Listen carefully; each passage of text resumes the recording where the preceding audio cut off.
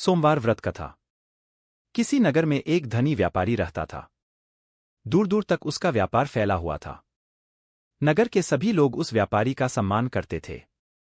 इतना सब कुछ संपन्न होने के बाद भी वह व्यापारी बहुत दुखी था, क्योंकि उसका कोई पुत्र नहीं था, जिस कारण अपने मृत्यु के पश्चात व्यापार के उत्तराधिकारी की चिंता उसे हमेशा सताती रहती थी। पुत्र प्राप्ति की इच्छा से व्यापारी प्रत्येक सोमवार भगवान शिव की व्रत पूजा किया करता था और शाम के समय शिव मंदिर में जाकर शिवजी के सामने घी का दीपक जलाया करता था। उसकी भक्ति देखकर मां पार्वती प्रसन्न हो गई और भगवान शिव से उस व्यापारी की मनोकामना पूर्ण करने का निवेदन किया। भगवान शिव बोले, इस संसार में सबको उसके कर्म के अनुसार फल की प्राप्ति होती है। जो प्राणी जैसा कर्म करते हैं, उन्हें वैसा ही फल प्राप्त होता है। शिवजी द्वारा समझाने के बावजूद मां पार्वती नहीं मानी और उस व्यापारी की मनोकामना पूर्ति हेतु वे शिवजी से बार बार अनुरोध करती रही। अंततः माता के आग्रह को देखकर भगवान भोलेनाथ को उस व्यापारी को पुत्र प्राप्ति का वरदान देना पड़ा। वरदान देने के पश्चात भोलेनाथ मां पार्वती से बोले, आपके आग्रह पर मैंने पुत्र प्राप्ति का वरदान तो दे दिया, परंतु इसका यह पुत्र 16 वर्ष से अधिक समय तक जीवित नहीं रहेगा। उसी रात भगवान शिव उस व्यापारी के स्वप्न में आए और उसे पुत्र प्राप्ति का वरदान दिया और उसके पुत्र के 16 वर्ष तक जीवित रहने की भी बात बताई। भगवान के वरदान से व्यापारी को खुशी तो हुई, लेकिन पुत्र की अल्पायु की चिंता ने उस खुशी को नष्ट कर दिया। व्यापारी पहले की तरह सोमवार के दिन भगवान शिव का विधिवत व्रत करता रहा। कुछ महीनों के बाद उसके घर एक अति सुंदर बालक ने जन्म लिया और घर में खुशियां ही खुशियां भर गई। बहुत धूमधाम से पुत्र जन्म का समारोह मनाया गया, परंतु व्यापारी को पुत्र जन्म की अधिक खुशी नहीं हुई, क्योंकि उसे पुत्र की अल्पायु के रहस्य का पता था। जब पुत्र 12 वर्ष का हुआ तो व्यापारी ने उसे उसके मामा के साथ पढ़ने के लिए वाराणसी भेज दिया। लड़का अपने मामा के साथ शिक्षा प्राप्ति हेतु चल दिया। रास्ते में जहां भी मामा भांजे विश्राम हेतु रुकते, वहीं यज्ञ करते और ब्राह्मणों को भोजन कराते। लंबी यात्रा के बाद मामा भांजे एक नगर में पहुंचे।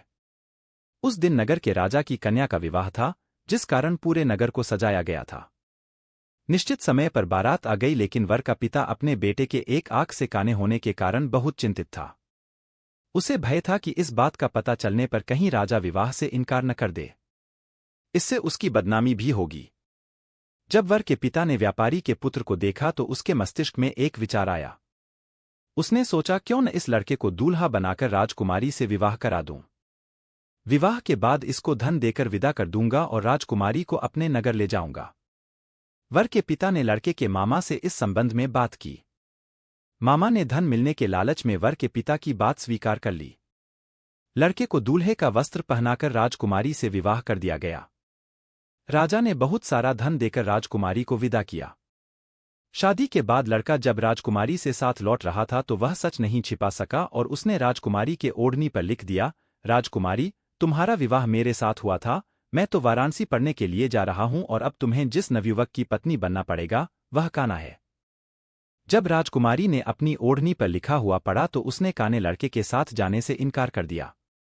राजा को जब ये सब बातें पता लगीं तो उसने राजकुमारी को महल में ही रख लिया। उधर लड़का अपने मामा के साथ वाराणसी पहुंच गया और गुरुकुल में पढ़ना शुरू कर दिया। जब उसकी आयु 16 वर्ष की हुई तो उसने यज्ञ किया। यज्ञ के समाप्ति पर ब्राह्मणों को भोजन कराया और खूब अन्न वस्त्र दान किए। रात को वह अपने शयनकक्ष में सो गया। शिव के वरदान के अनुसार शयनावस्था में ही उसके प्राण पखेरु उड़ गए। सूर्योदय पर मामा मृत भांजे को देखकर रोने पीटने लगा। आसपास के लोग भी एकत्र होकर दुख प्रकट करने लगे। लड़के के मामा के रोने विलाप करने के स्वर समीप से गुजरते हुए भगवान शिव और माता पार्वती जी ने भी सुने। माता पार्वती ने भगवान से कहा, प्राणनाथ, मुझे इसके रोने के स्वर सहन नहीं हो रहे। आप इस व्यक्ति के कष्ट को अवश्य दूर करें।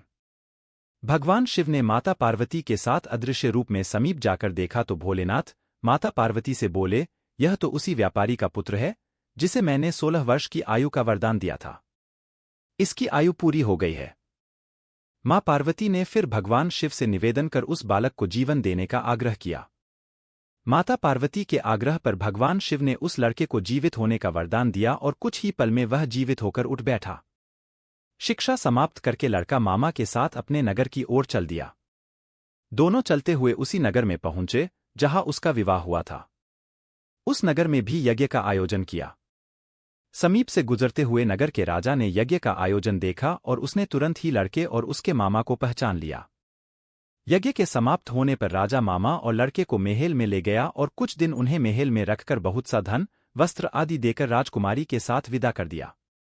इधर भूखे प्यासे रहकर व्यापारी और उसकी पत्नी बेटे की प्रतीक्षा कर रहे थे। उन्होंने प्रतिज्ञा कर रखी थी कि यदि उन्हें अपने बेटे की मृत्यु का समाचार मिला तो दोनों अपने प्राण त्याग देंगे, परंतु जैसे ही उसने बेटे के जीवित वापस लौटने का समाचार सुना तो वह बहुत प्रसन्न हुआ। वह अपनी पत्नी और मित्रों के साथ नगर के द्वार पर पहुंचा। अपने बेटे के विवाह का समाचार सुनकर पुत्रवधू राजकुमारी को देखकर उसकी खुशी का ठिकाना न रहा। उसी रात भगवान शिव ने व्यापारी के स्वप्न में आकर कहा, हे श्रेष्ठी, मैंने तेरे सोमवार के व्रत करने और व्रतकथा सुनने से प्रसन्न होकर तेरे पुत्र को लंबी आयु प्रदान की है। पुत्र की लंबी आयु जानकर व्यापारी बहुत प्रसन्न हुआ। शिव भक्त होने तथा सोमवार का व्रत करने से व्यापारी की सभी मनोकामनाएं पूर्ण हुईं। इसी प्रकार जो भक्त सोमवार का विधिवत व्रत करते हैं और व्रतकथा सुनते हैं, उनकी सभी इच्छाएं पूरी होती हैं। वीडियो अच्छी लगी हो तो चैनल को लाइक, शेयर और सब्सक्राइब करें।